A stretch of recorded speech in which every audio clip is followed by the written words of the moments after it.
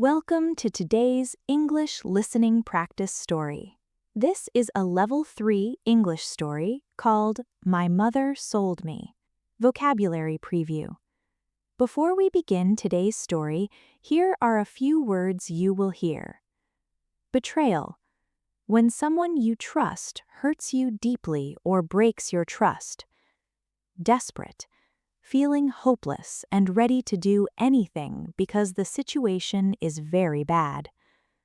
Abandoned, left behind by someone who should care for you. Forgiveness, choosing not to hate someone for the pain they caused.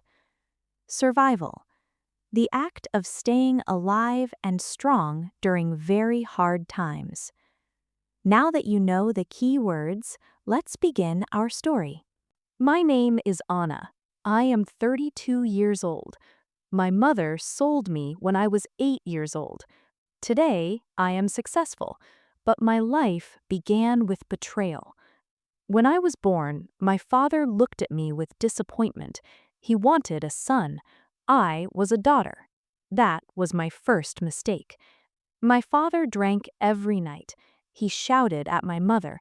He threw plates. He broke furniture.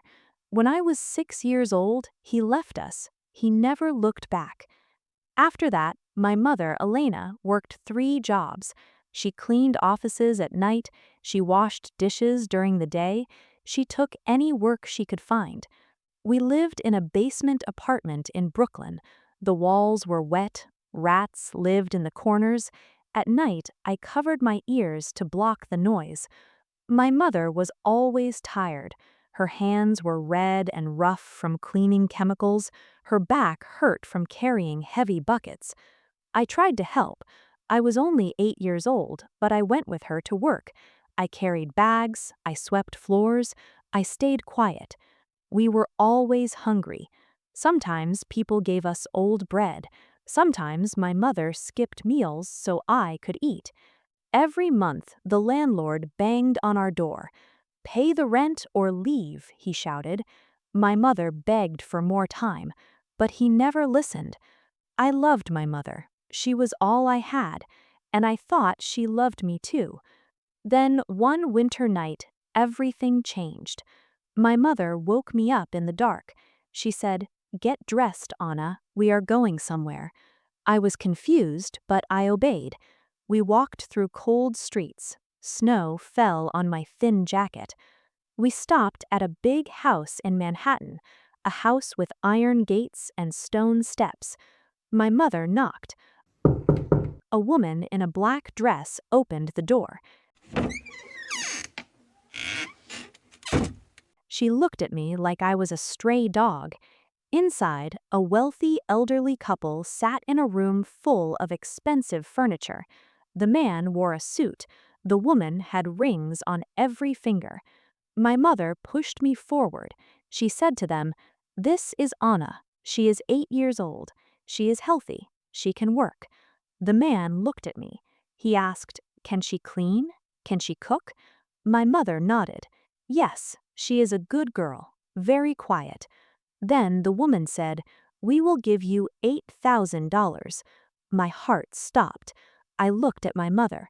She was not looking at me. She was looking at the money on the table. I grabbed her hand. "Mama, what is happening?"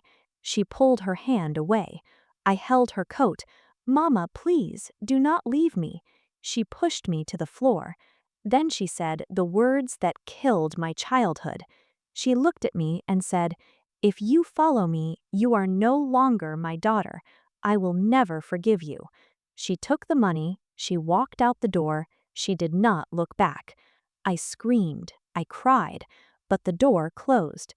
That night, I understood. My mother sold me. The couple's name was Mr. and Mrs. Harrington. They were rich, but they were cold. They had no children. They did not want love. They wanted a servant. Mrs. Harrington gave me a small room in the attic. It was dark and cold. She gave me old clothes to wear. She gave me a list of chores. Every morning I woke up at 5. I cleaned the kitchen, I washed the floors, I polished the silver. I made their breakfast. If I made a mistake, Mrs. Harrington hit me with a wooden spoon. If I was too slow, she locked me in the attic without food. I cried every night. I missed my mother, but I also hated her. Years passed. I grew older. I learned to survive. Then, one day, everything changed again. I was 14 years old. I was cleaning the library. Mr. Harrington was reading a newspaper. He looked at me and said, "Can you read, girl?" I nodded. My mother had taught me to read before she sold me. He handed me the newspaper. "Read this." I read it aloud. My voice was clear. He looked surprised. He said, "You are smart." From that day, he started teaching me. He gave me books, he taught me mathematics, history, and English literature. Mrs. Harrington did not like it, but Mr. Harrington ignored her. He said to me, "You remind me of my sister. She died young. You have her eyes." I did not know if it was true, but his kindness saved me. When I turned 18, Mr. Harrington made me his assistant.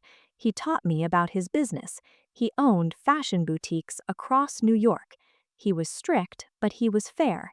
He said, "If you work hard, you will succeed." I worked harder than anyone. I studied every night.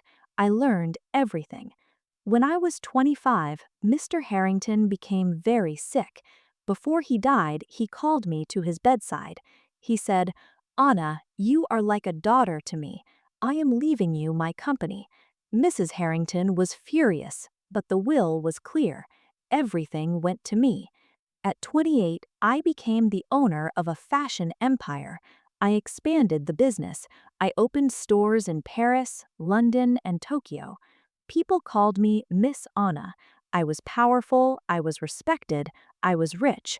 But I never forgot where I came from. I never forgot the basement apartment. I never forgot the hunger that lived inside it. I hired people who had nothing. I gave them chances. I treated them with dignity. One cold December evening, I was leaving my office in Manhattan. Snow was falling. The streets were crowded with holiday shoppers. Then I saw her, an old woman sitting on the sidewalk. She was wrapped in torn blankets. Her hands were shaking. She held a cardboard sign that said, "Please help." Something about her face looked familiar. I stopped. I walked closer. Then I saw her eyes, and I knew. It was my mother. She looked so old, so broken. Her hair was gray and dirty. Her face was thin. She did not recognize me. I knelt down beside her. I said softly, "Do you have family?" She looked at me with empty eyes. She whispered, "I had a daughter once, but I lost her." My heart was breaking. I said, "You did not lose her. You sold her." Her face froze. Slowly she looked at me. Her eyes widened with fear and recognition. "Anna?" she whispered. Tears poured down her face. She fell forward, sobbing. "I am sorry. I am so sorry. I was desperate. I had no money. I thought you would have a better life." I stood there, trembling. Part of me wanted to walk away. Part of me wanted revenge. But another part of me remembered. She was still my mother. I helped her stand. I said, "Come with me." I took her to my apartment. I gave her clean clothes. I gave her food. I let her sleep in a warm bed. The next morning she cried again. She said, "I do not deserve your kindness." I looked at her. I said, "Maybe you do not, but I will not become what you were. I will not abandon you." She lived with me after that. She was my mother again, not the mother who sold me, but the mother who needed me. A few months later, someone knocked on my door. It was an old man, thin, weak, gray hair.